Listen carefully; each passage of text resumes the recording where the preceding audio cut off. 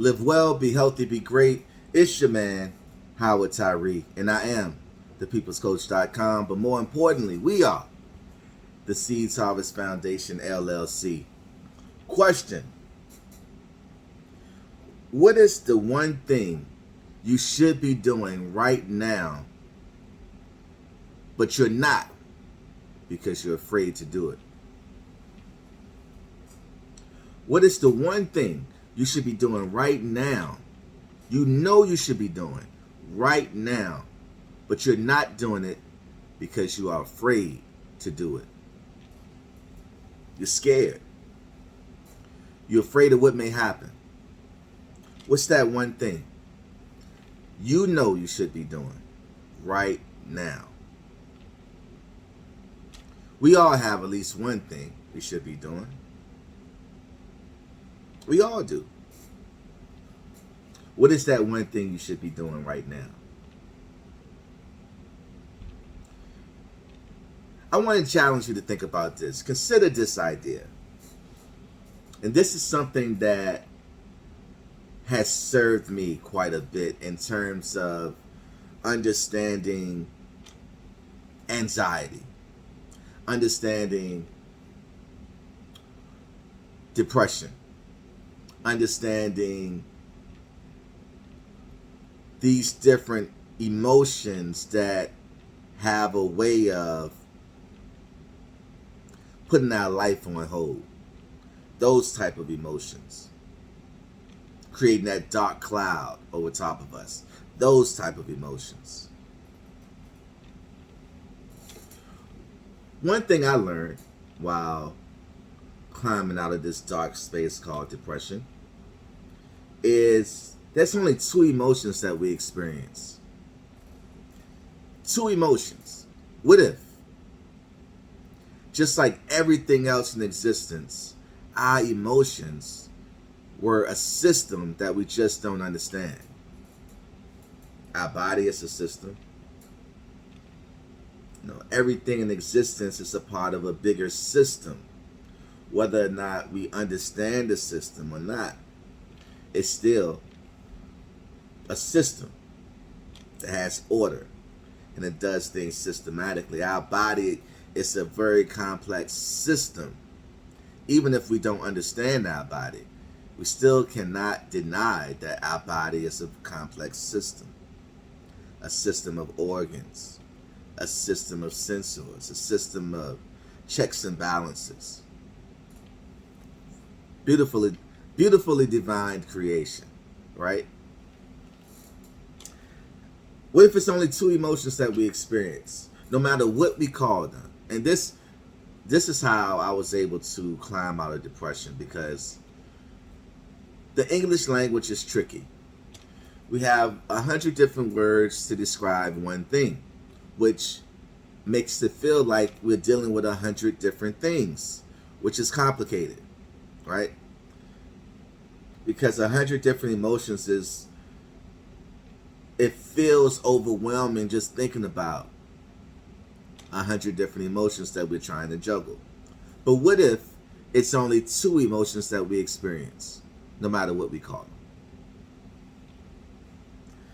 This is something that, this idea is something I came up with a decade ago, right? But it's emotions that makes us feel good, and it's emotions that make us feel not so good, no matter what we call them.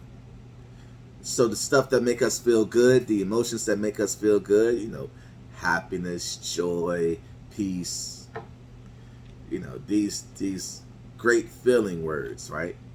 That's the good column. The not so good column, we got anger, fear, depression, anxiety, but the feeling is only essentially two feelings that we experience. It's either a good feeling or a not so good feeling. So what if we take the complexity of the words itself away and totally out of the equation, and we just dealing with two?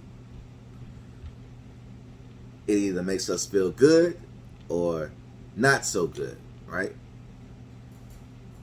Wouldn't it be more easy to digest and understand? Or maybe it's just me, But that's what works for me. I had to simplify it. So for me, anxiety and depression were just not good feelings. And the way I understand the emotional system is our emotions lets us know exactly when we're in alignment with all the great things of the universe and God and our blessings, and when we're out of alignment with all the great things of the universe, God, and our blessings. Because it's hard to see your blessings when your eyes are full of tears. Just something to think about. So to me, the emotional system is designed to let me know when I'm in alignment with everything that I say I want, my goals, my blessings, and when I'm out of alignment with everything that I say that I want, my goals and my blessings. To me, that's how I understand the emotional system. So, what is that one thing that you should be doing right now, but you're not doing it because you're afraid? To me, fear has a way of blocking our blessings. So I will often say fear is not a spirit of God. To me, it can't be, because to have faith and fear is to me, they can't coexist. So how can you have both of them? It's an oxymoron. The two don't fit in the same space. That's what I'm saying. So what if there was no such thing as doubt? What if there was no such thing as fear? What if losing was not an option? What if everything we did was guaranteed? How different would our life be? If everything we did was a guaranteed win, how different would our life be right now? How different would your life be right now? And your life be right now? How different? What would you be doing differently right now if you knew you could never lose at anything you set out to do in life?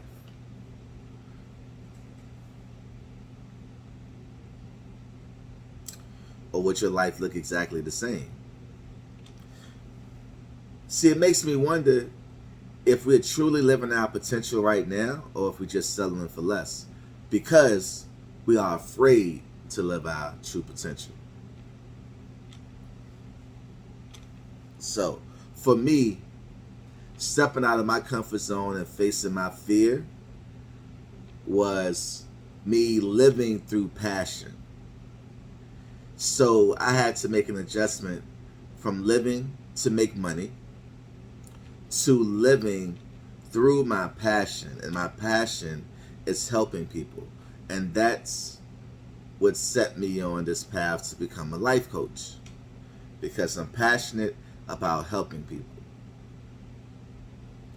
Another fear of mine is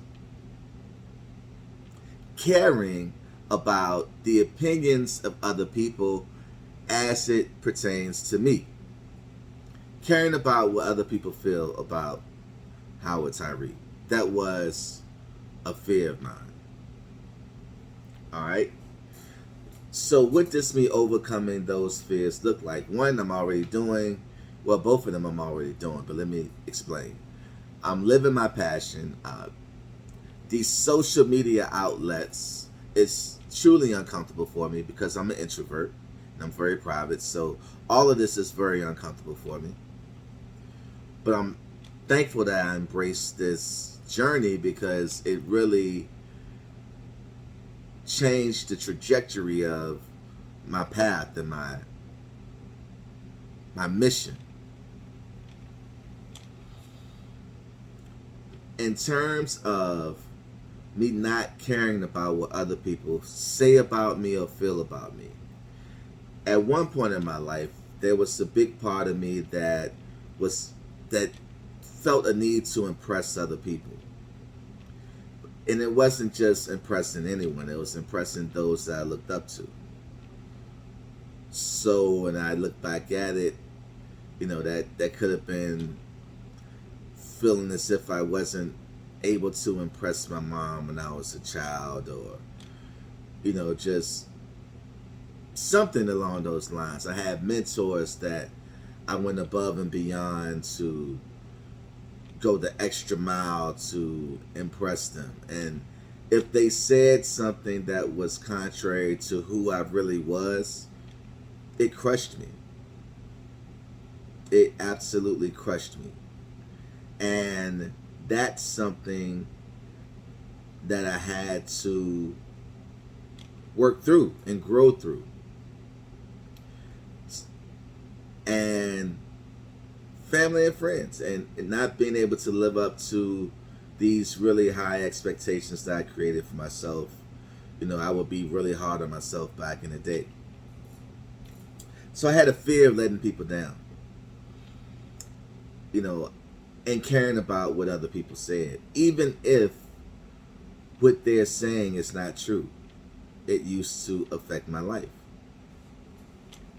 So now I've grown to a place where I don't care what people say about me, especially people that I look up to, because I understand that I am who I am, regardless of what anyone has to say. And oftentimes people have a way of projecting their fears and insecurities on other people. I get that now. So oftentimes what people say don't reflect us at all. It really reflects them and their fears. And when they say you can't do it, they're really saying I can't do it. That's why I don't think you can do it. And the reality is, just because they can't do it don't mean that we can't do it. So I no longer have that fear anymore. So let me tell you what that sounds like. One of my biggest fears was just being me, being myself. I always felt like I was different from everybody else, especially going down this life coach journey. I look at, I could see other things that was visible to me, people and situations that was visible to me, and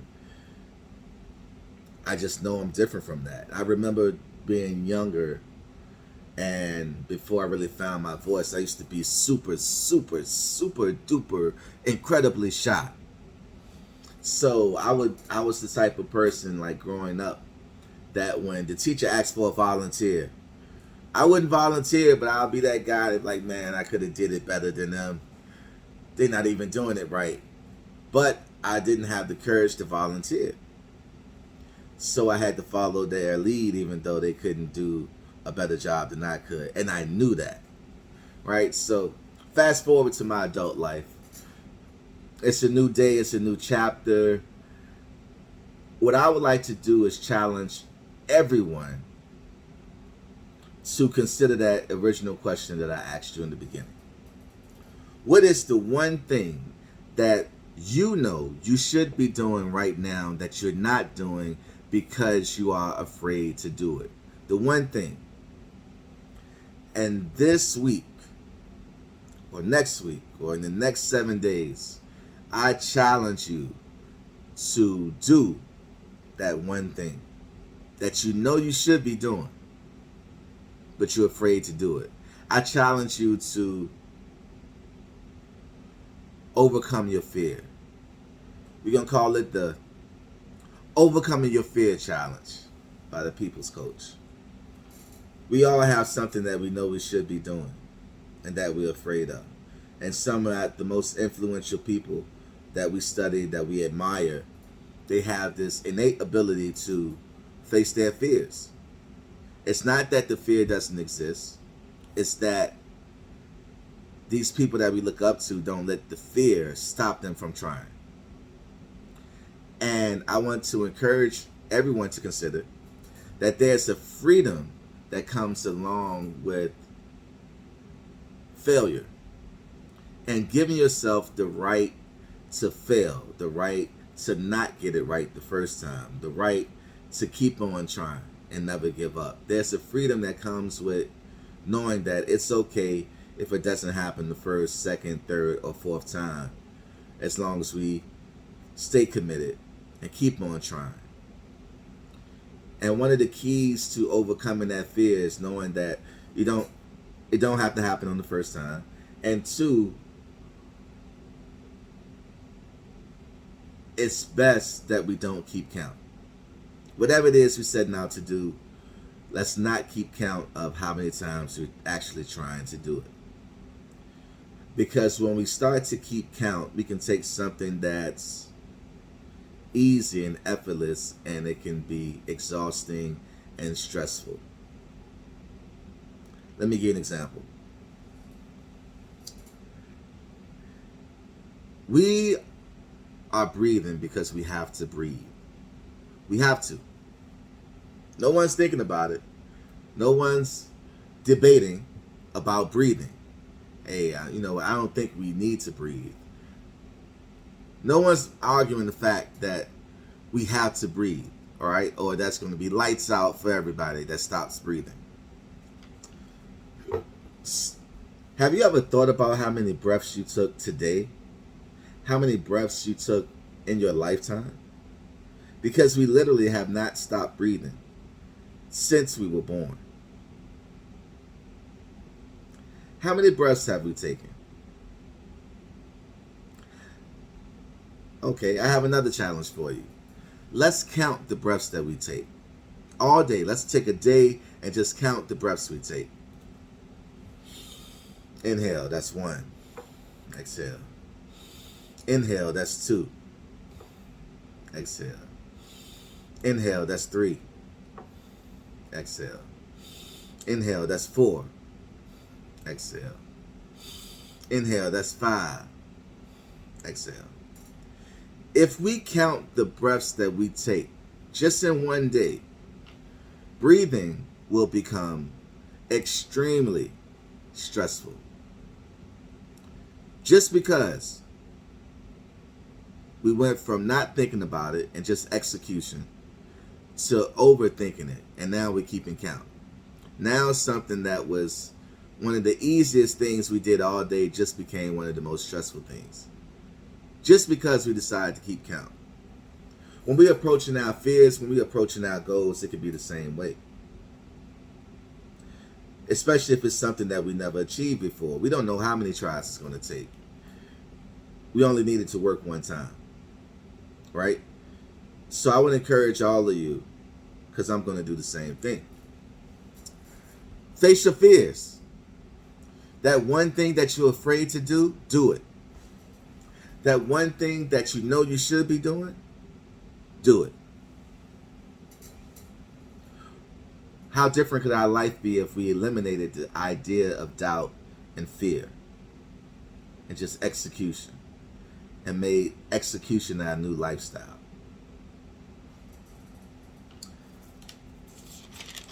Just something to think about. Another thing too, it's okay to be great. So, in the spirit of overcoming our fears, my name is Howard Tyree, and I am the most influential life coach the world has ever seen. I'm different, I'm unique, I'm passionate, and I love to help people. I love to uplift people. And there's no one else on planet Earth that can affect people's lives the way the People's Coach can.